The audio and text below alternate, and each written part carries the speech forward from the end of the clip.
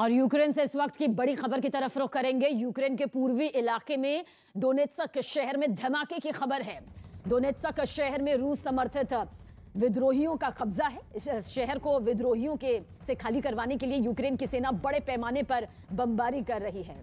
इस वक्त की सबसे बड़ी खबर आप तक पहुंचा रहे हैं, जिस पर अंतर्राष्ट्रीय स्तर पर लगातार निगाहें बनी हुई हैं। यूक्रेन के पूर्वी इलाके में बम धमाके हो रहे हैं। लगातार एक के बाद एक धमाकों की यह खबर है जो कि दोनेत्स्क शहर से सामने आ रहे हैं। शहर पर रूसी विद्रोहियों का कब्जा है और यूक्रेन सेना शहर पर कब्जा यहां पर करना चाहती है, जिसके चलते यह तस्वीर नजर आ रही है। और रूस की तैयारी, वर्ल्ड वॉर की बारी। ताजा हालात को देखते हुए तो ऐसा ही लग रहा है। यूक्रेन और रूस को के जो बीच का तनाव है दिन ब दिन बढ़ता जा रहा है। पूर्वी यूक्रेन पर लगातार हमले हो रहे हैं। अमेरिका ने तो यहां तक कह दिया कि आने वाले कुछ दिन यूक्रेन पर भारी हैं और रूस की सेना किसी भी दिन यूक्रेन पर चौतरफा हमला कर सकती है। रूस ने यूक्रेन की सीमा पर अपने सैनिकों की तैनाती बढ़ा दी है। सैटेलाइट से मिली तस्वीरों ने दुनिया की टेंशन और भी ज्यादा बढ़ा दी। दुनिया पर महायुद्ध का खतरा मंडरा रहा है और इसी खबर के बीच रूसी राष्ट्रपति पुतिन और अमेरिकी राष्ट्रपति जो बाइडेन की मुलाकात होने वाली है। दुनिया की नजरें इस पर टिकी है कि क्या युद्ध होकर रहेगा या फिर युद्ध आने वाले वक्त में टल जाएगा। और यूक्रेन पर बढ़ते रूस के खतरे के बीच अमेरिकी कंपनी मैक्सर ने सैटेलाइट से कुछ तस्वीरें यहां पर जो ली है, जारी की है, जिनमें मालूम चला कि रूस ने सीमा पर अपने सैनिकों की संख्या बढ़ा दी। जारी सैटेलाइट तस्वीरों से पता चला कि यूक्रेन की सीमा से कुछ दूरी पर ही रूस ने अपनी सेना का एक बड़ा कैंप लगाया है। देखिए, इस वक्त सैटेलाइट से ली गई वो तस्वीर भी आपके सामने मौजूद है, जिसमें कई जंगी हेलीकॉप्टर्स, टैंक और दूसरे जो युद्ध से जुड़े सामान है वो मौजूद दिखाई दे रहे हैं। सैटेलाइट मैक्सर से ली गई ये तस्वीर है जो कि जारी की गई है, जो ये बता रही है कि रूस भले ही कहता हो कि वो सैन्य टुकड़ियां वापस ले रहा है, भले ही कह रहा हो कि उसे शांति पर यकीन है, लेकिन जो ये तस्वीर सैटेलाइट के जरिए सामने आई है वो हकीकत यहां पर दिखाती है। और वर्ल्ड वॉर की आहट के बीच रूस की परमाणु ड्रिल से पूरी दुनिया यहां पर सहम गई है। यह अभ्यास एक दिन पहले शुरू हुआ और 10 दिनों तक चलेगा। इस रूस की इस हरकत के बाद अमेरिका ने फिर दावा किया कि यूक्रेन पर रूस कभी भी हमला कर सकता है। रूस और यूक्रेन की सीमा पर बिगड़ते हालात को देखते हुए अमेरिका ने अलर्ट जारी किया है और यही वजह है कि राष्ट्रपति जो बाइडेन ने इससे निपटने के लिए नेशनल सिक्योरिटी काउंसिल की बैठक भी बुलाई है। यही नहीं, ब्रिटेन ने तो यहां तक कह दिया कि रूस यूरोप में 1945 के बाद सबसे बड़े युद्ध की योजना बना रहा है, यानी सेकेंड वर्ल्ड वॉर जैसे हालात पैदा कर रहा है। तो वहीं भारत ने भी अपने नागरिकों को यूक्रेन से वापस आने की सलाह दी। इससे साफ हो रहा है कि कुछ ही दिनों में वहां युद्ध शुरू हो सकता है। तो क्या युद्ध का काउंटडाउन यहां पर शुरू हो गया है? सवाल यही खड़ा हो रहा है। अमेरिका ने आपात बैठक बुलाई है। हिंदुस्तान के रुख की तरफ जाएं तो अपने जो छात्र हैं, वहां जो रह रहे लोग हैं हिंदुस्तानी, उन्हें वापस भी बुलाने की कोशिश जारी है। और अमेरिका लगातार दावा कर रहा है कि रूस फॉल्स फ्लैग ऑपरेशन के तहत इस युद्ध का आगाज करने वाला है। अब आपको यह बताते हैं कि फॉल्स फ्लैग ऑपरेशन आखिर होता क्या है। फॉल्स फ्लैग ऑपरेशन एक ऐसी सैन्य कार्रवाई होती है जहां पर एक देश छिपकर जानबूझकर स्वयं की संपत्ति, इंसानी जान को नुकसान पहुंचाता है, जबकि दुनिया के सामने वो ये बताता है कि उसके दुश्मन देश ने ऐसा किया है। इसकी आड़ में ऐसा करने वाला देश अपने शत्रु देश पर हमला कर देता है। इस रणनीति के जरिए युद्ध शुरू करने का दोष अपने प्रतिद्वंदी देश पर डाल दिया जाता है और फिर जवाबी कार्रवाई के नाम पर युद्ध का ऐलान कर दिया जाता है। फॉल्स फ्लैग रणनीति का इस्तेमाल कई युद्धों में किया जा चुका है। इतिहास पर नजर डालें तो कई ऐसे मौके आए जहां पर फॉल्स फ्लैग रणनीति के जरिए किसी दूसरे देश पर हमला किया गया, यानी कि प्रतिद्वंदी देश की तरफ से भले ही कोई कदम ना उठाया गया हो, लेकिन फिर भी एक बहाने के जरिए अपने प्रतिद्वंदी देश पर हमला कर दिया गया हो। इसे कहते हैं फॉल्स फ्लैग ऑपरेशन। और फ्रांस के राष्ट्रपति इमैनुअल और रूसी राष्ट्रपति व्लादिमीर पुतिन के बीच पूर्वी यूक्रेन में संघर्ष विराम को लेकर फोन पर 105 मिनट तक ये बातचीत हुई है। इमैनुअल मैक्रों के दफ्तर की तरफ से यह बताया गया कि दोनों नेताओं ने यूक्रेन संकट पर कूटनीतिक समाधान का समर्थन करने पर सहमति जाहिर की है। जल्द ही दोनों देशों के विदेश मंत्री भी मुलाकात कर सकते हैं, इस पूरे मामले को लेकर बातचीत कर सकते हैं, बड़ी बैठक सामने आ सकती है। अमेरिकी राष्ट्रपति बाइडेन भी यूक्रेन और रूस के बीच के लेकर जो तनाव है उसे कम करने के लिए व्लादिमीर पुतिन से कभी भी मिलने को तैयार हैं। यूक्रेन के राष्ट्रपति ने जेलेंस्को ने रूसी राष्ट्रपति व्लादिमीर पुतिन को बैठक करके संकट का हल निकालने का प्रस्ताव दिया है।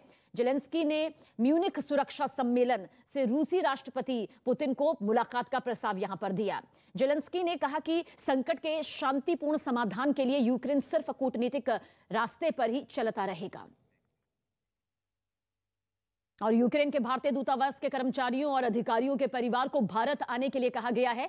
यूक्रेन की राजधानी कीव में भारतीय दूतावास की तरफ से वहां रह रहे भारतीयों के लिए एडवाइजरी जारी की गई और कहा गया कि यूक्रेन में वर्तमान हालात को देखते हुए सभी भारतीय और नागरिक फौरन यूक्रेन छोड़ दें। जानकारी आप तक पहुंचा दें कि यूक्रेन में 18,000 से ज्यादा छात्र इस वक्त पढ़ाई कर रहे हैं। इनमें से ज्यादातर छात्र मेडिकल की पढ़ाई कर रहे हैं। भारत सरकार की तरफ से अब यह आग्रह भी किया जा रहा है कि वापसी यहां पर वो जल्द से जल्द करें।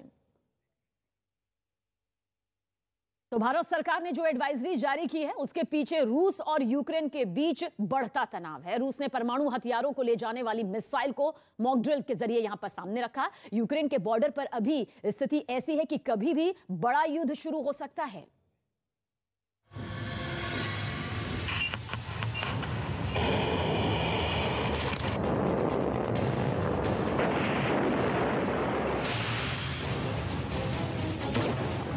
ये पुतिन का पावर शो है।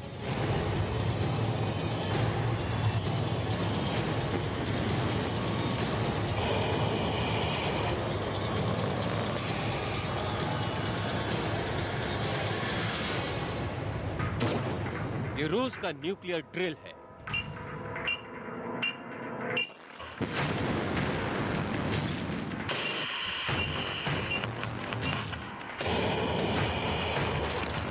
रूस ने एक साथ हाइपरसोनिक मिसाइल, क्रूज मिसाइल और न्यूक्लियर मिसाइल लॉन्च किया।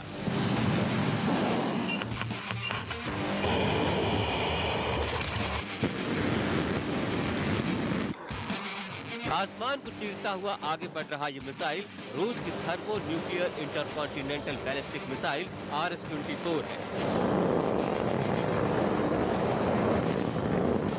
जिसके परीक्षण के बाद दुनिया के लिए इशारा बिल्कुल साफ है। अगर युद्ध हुआ तो परमाणु युद्ध में भी तब्दील हो सकता है। शनिवार को रूसी सेना ने एक साथ न्यूक्लियर ड्रिल की और अपने लेटेस्ट हाइपरसोनिक क्रूज और परमाणु हथियार ले जाने में सक्षम बैलिस्टिक मिसाइलों को लॉन्च किया।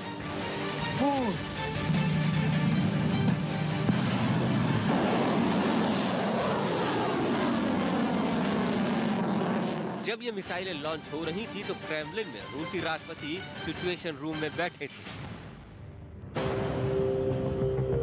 रूस के न्यूक्लियर ड्रिल को वो अपने सबसे खास दोस्त बेलारूस के राष्ट्रपति अलेक्जेंडर लुकाशेंको के साथ देख रहे थे।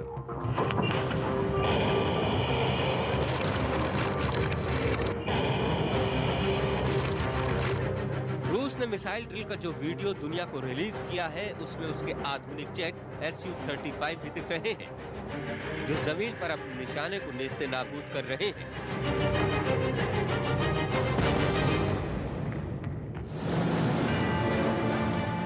वहीं समुद्र में भी रूसी नौसेना पूरी तरह एक्टिव दिखी।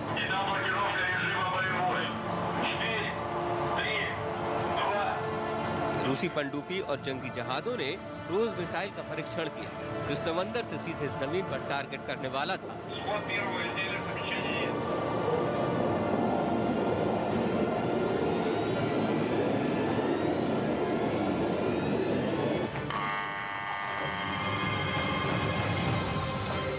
रूस ने मॉक ड्रिल के बाद जो जानकारी दी है वो अमेरिका और यूरोप के लिए मैसेज है। रूस का कहना है कि शनिवार को हुए सैन्य अभ्यास में Tu-95 बॉम्बर्स और पनडुब्बी भी शामिल थे। रूस के chief of general staff Valery Gerasimov का कहना है कि उनके सभी मिसाइल टारगेट पर गिरे और जो एक्सरसाइज उनकी सेना ने किया उससे उनकी सेना और बेहतर हुई है।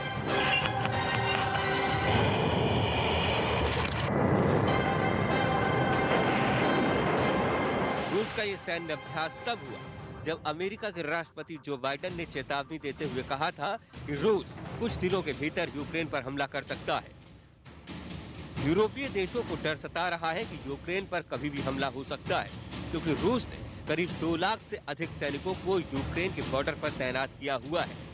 क्रेमलिन ने जोर देकर कहा कि रूस का हमला करने का कोई इरादा नहीं है, लेकिन मॉस्को ने मांग की है कि अमेरिका और उसके सहयोगी यूक्रेन और दूसरे पूर्व सोवियत देशों को नेटो सैन्य गठबंधन से बाहर रखें, यूक्रेन में हथियार तैनात न करें और नेटो सेना को पूर्वी यूरोप से वापस बुला लें।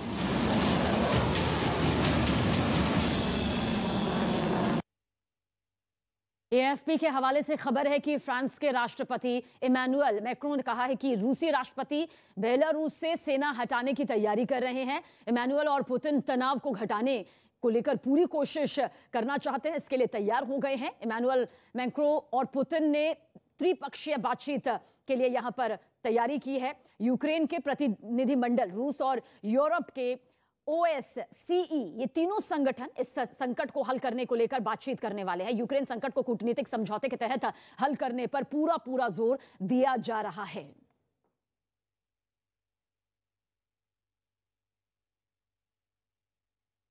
बीजेपी के चाणक्य अमित शाह ने इस चुनावी मौसम में न्यूज 18 को पहला इंटरव्यू दिया। इस चुनाव के सबसे बड़े इंटरव्यू में शामिल इस पूरे इंटरव्यू को देखिए आज रात 8 बजे।